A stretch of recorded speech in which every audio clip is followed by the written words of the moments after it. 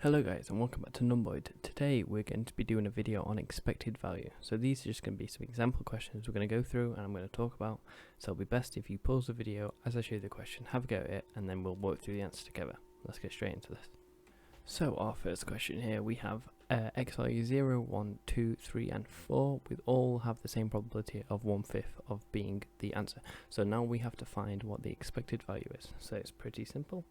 We start by doing 0 times 1 over 5 plus 1 times 1 over 5 plus 2 times 1 over 5 plus 3 times 1 over 5 plus 4 times 1 over 5. And you can put brackets around all of these to make it a bit cleaner. My handwriting is probably not the best for this, but I've had to write 1/5 5 times. So from this we get 0 over 5. That doesn't look like a 0.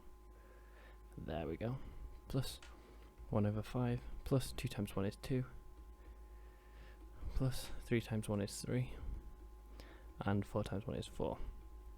So 0 plus 1 plus 2 plus 3 plus 4 gives you a subtotal of 10, and then obviously 5s because of the same denominator are all the same, so it's over 5. So the expected value for this is 10 over 5, which is equal to 2. So well done if you got that. Let's move on. So we have another question here saying you have $100 and you can invest it into a stock. The returns are so we have another question here. The question says you have $100 and you can invest it into a stock. The returns are volatile and you may either $120 return with probability of 0.4 or $90 return with probability of 0.6. So to find the expected value of this, all we do is we do $120 times 0.4 plus our $90 times 0.6, and these give us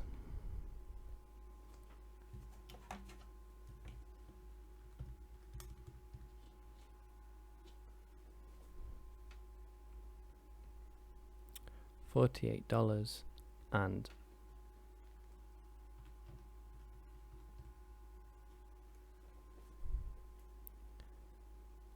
$54, which comes to at the 8 on, which gives you 62 as for $102 as your expected return. That is a terrible dollar sign.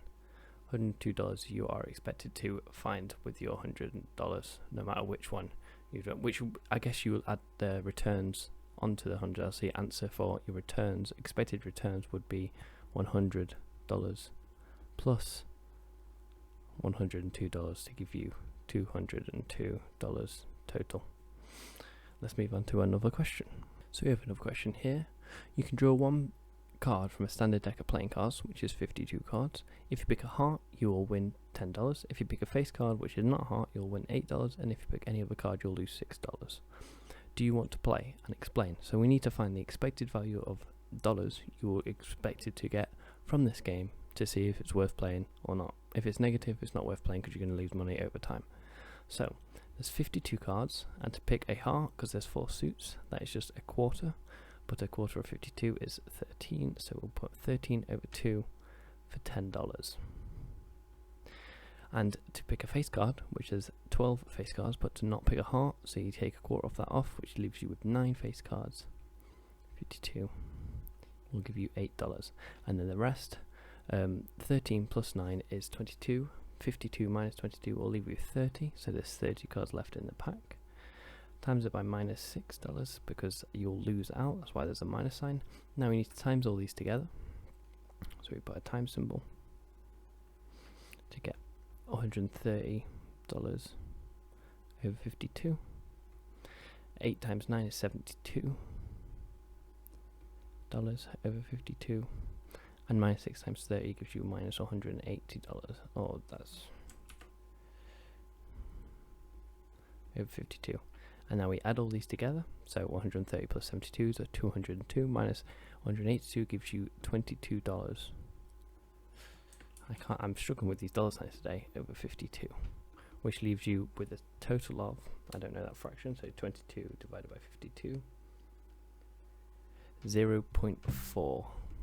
$2 you're expected to gain from this game. So, do you want to play? Yes, because in the long run, we will win money. Obviously, you might not necessarily win them all in one go, but in the long term, you will win overall. Let's move on to our final question. Your company plans to invest in a particular project. There's a 35% chance that you'll lose 30,000. So I'm gonna do 35 over 100, because percentage-wise, or you could do fractions or decimals, no matter what. I mean, we can also do decimals if you want. We'll try one with decimals. Well, we will lose 30,000, so minus 30,000 here. Plus, there's a 40% chance you'll break even, so 0.4 times 0. And then there's also a 25% chance, so 0.25 times the chance we'll make 55,000. So, let's find the expected value of this. So these values give us, because I can't do them calculations in my head, I'm going to type this all into a calculator. So from these calculations, which I typed into the calculator, we get minus $10,500, $0, and $13,750. So then this comes to, if we add them all together, so the 10 and the 13 gives you 300, and the 500, $3,250. So what should you do? You should go for the project, because your expected value is positive, so you're likely to make money. Thank you guys for watching this video. If you enjoyed it, make sure you hit the like and subscribe, and I will see you in other videos. Goodbye.